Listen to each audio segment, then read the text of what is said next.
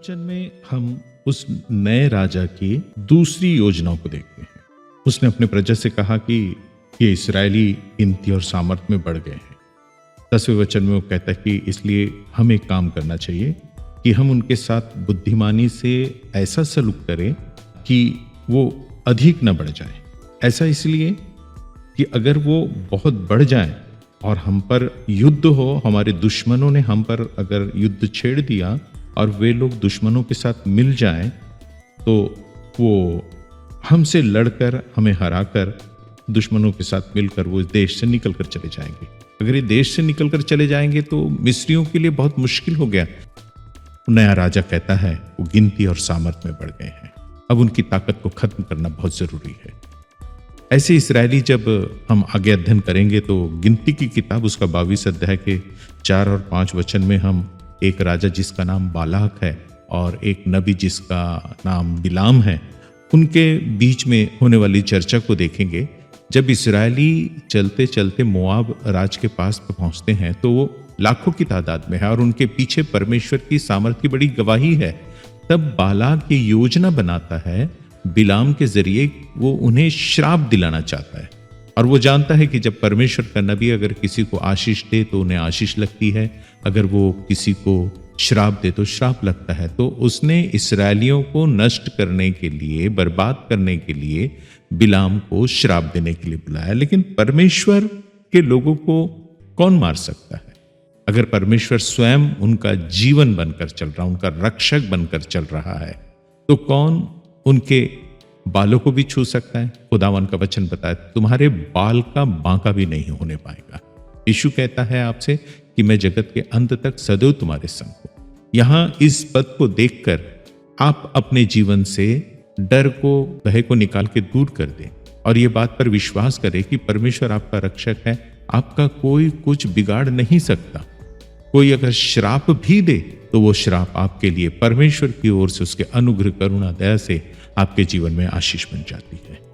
निर्गमन 1 और उसका 10 वचन को अगर हम पढ़ते हैं, यहां पर हम अहंकार को देख रहे हैं और अहंकार के ही कारण दीन लोगों पर अत्याचार होता है। लेकिन परमेश्वर भी अपने लोगों को कभी छोड़ता नहीं, कभी त्यागता नहीं है।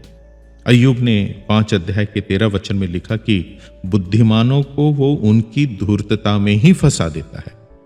फिरौन इस्राएलियों के लिए क्या बुरा सोच रहा है, क्या बुरा कर रहा है, क्या करने वाला है, ये बात अपने आप में एक अलग है। लेकिन अय्यूब 5:13 के इन वचनों से हमें पता चलता है कि आने वाले दिनों में फिरौन अपनी ही धूर्तता में खुद ही फंस जाएगा।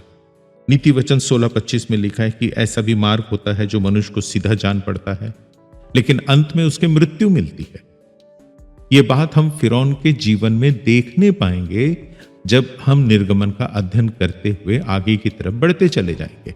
ये वचन न बल्कि सिर्फ निर्गमन होने वाले या निर्गमन करने वाले इस्राएलियों के लिए है, ये मेरे और आपके लिए है।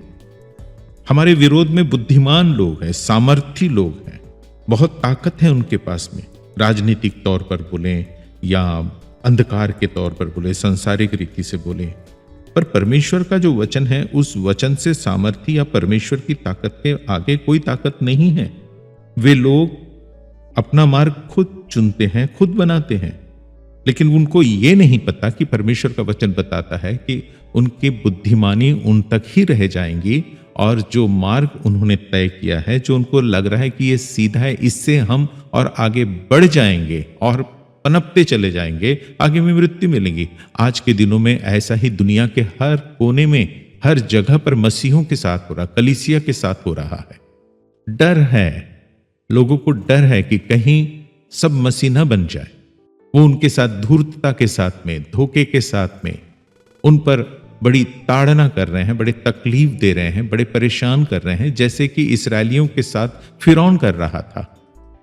अगर आप निर्गमन की किताब पढ़ चुके हैं तो आपका विश्वास मजबूत होगा, उस परमेश्वर पे भरोसा आपका मजबूत होगा। नहीं पढ़े हैं तो आज हमको अपना विश्वास और भरोसा मजबूत रखना है। अगर परमेश्वर हमारी ओर है तो हमारा विरोधी कौन हो सकता है? अब जो बातें हम लोग देख रहे हैं, हमारे लिए एक बड़ा प्रश्न है कि आखिर ये बातें राजा के मन में आई कहां से? किसने इस बात को उसके मन में बात डाला है? याकूब की किताब उसका 3रा अध्याय अगर 15 से 17 तक हम वहां पर पढ़ते हैं तो वहां बड़े साफ शब्दों में लिखा है कि जो ज्ञान की बातें फिरौन के मन में है वो ऊपर से अर्थात स्वर्ग से नहीं उसे मिला, वो संसारिक, शारीरिक और शैतानी है। इसलिए जहां ईर्ष्या, विरोध, बखेड़ा होता है, हर प्रकार का दुष्कर्म भी वहां होता है। लेकिन जो ज्ञान ऊपर से आता है वो पहले तो पवित्र होता है, फिर मिलनसार, कोमल, मृदभाव और दया और अच्छे फलों से लदा हुआ और पक्षपात और कपट रहित होता है। लेकिन जो ज्ञान ऊपर से नहीं आता, सो फिरौन के मन में, फिरौन के दिलो दिमाग में या जो ज्ञान उसने प्राप्त किया वो संसारिक ज्ञान है, और ये ज्ञान उस विरोधी की ओर से उसे मिला है जो शैतानी है। हमने भी ज्ञान को प्राप्त किया है। हमें अपने ज्ञान को एक बार अच्छी तरह से जांचना और परखना है। फिरौन अपने पड़ोसियों की उन्नति के कारण, अपने पड़ोसियों के बड़ी आशीषों के कारण वो उनसे जल रहा है, और वो जलन के कारण वो ऐसे काम को कर रहा है जो सबोपदेशक 4:4 में वचन हमको समझ में आता है कि पड़ोसियों के जलन के कारण कई दुष्कर्म उसके लोग करते हैं। फिरौन जलन के कारण कर रहा है। हमें ऐसे ज्ञान से बचना है।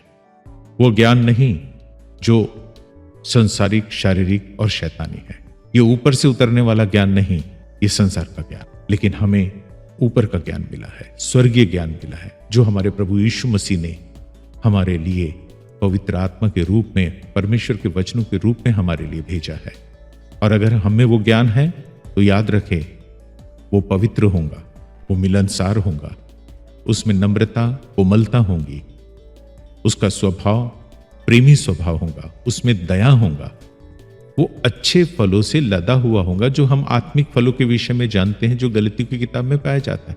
उसमें कोई पक्षपात नहीं, उसमें कोई कपट नहीं होगा। अगर ऐसी बात है तो ये ज्ञान हमारे परमेश्वर की ओर से हमें मिला हुआ है। हम परमेश्वर का धन्यवाद करें ऐसे ज्ञान के लिए। लेकिन संसारिक ज्ञान, हमें उससे छुटकारा पाना होगा। अपने प्रभु से विनती और प्रार्थना करने के द्वारा उसका त्याग करना होगा, और परमेश्वर के ज्ञान के अभिषेक को परमेश्वर की सामर्थ्य से विनती के द्वारा अपने जीवन, अपने सोच विचार को बदलकर उसे प्राप्त करना।